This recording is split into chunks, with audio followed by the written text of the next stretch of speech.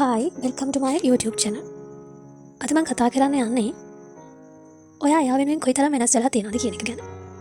ඔයාගේ රිලේෂන්ෂිප් එක ඇතුලේ ඔයාට ඔයා වෙන්න තියෙන ඉඩකඩ ප්‍රමාණය කොයිතරම් සීමා සහිතද කියන එක ගැන. සමහරක් විට ඔයාගේ රිලේෂන්ෂිප් එක ඇතුලේ ඔයා වෙලා ඉන්නම නැතුව ඇති. ඔයා එයාගේ සතුට වෙනුවෙන් එයා වෙනුවෙන් ඔයා වෙනස් කරගන්න ඇති. ඔයාගේ ජීවිතය වෙනස් කරගන්න ඇති. ඔයා අඳින බලන විදිය වෙනස් කරගන්න ඇති. ඔයාගේ අනාගත බලාපොරොත්තු අනාගත ඉලක්ක වෙනස් කරගන්න ඇති. එයා වාට සීමා දානකොට ඔයා ඒවට අවනත වෙන්නේ නැති.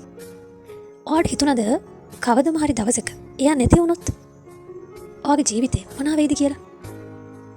එයා කියන විදිහටම ජීවත් වෙන්න ගියොත් කවදාවත් ඔයාට ඔයාගේම කියලා ලෝකයක් තිබිලා නැහැ.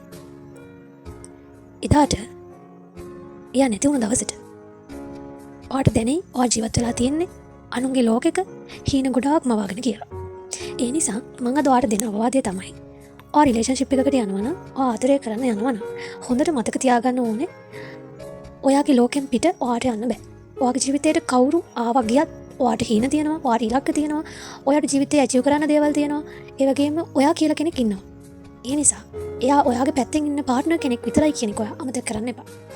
ඉතින් ඔයා ගැල්ලාමෙක් වුණත් පිරිමිලාමෙක් වුණත් රිලේෂන්ෂිප් එකකට යනවා නම් අනිවාර්යෙන්ම මම කියන කෙනා අමතක කරන්න එපා. මොකද ඔයා තමයි ඔයාගේ ජීවිතේ පළවෙනි කෙනා. ඒ නිසා ඔයාව කොයි මොහොතකවත් ඔයා අමතක කරන්න ලෑස්ති වෙන්න එපා. අන්න ඒ විදිහට ඔයාගේ සම්මතතාවයේ පටන් අරගෙන යනවා නම් ඔයාට පුළුවන් හදිසියෙ හරි ඔයාගේ රිලේෂන්ෂිප් එක බ්‍රේක් අප් වුණොත් ඒක දරා ගන්න.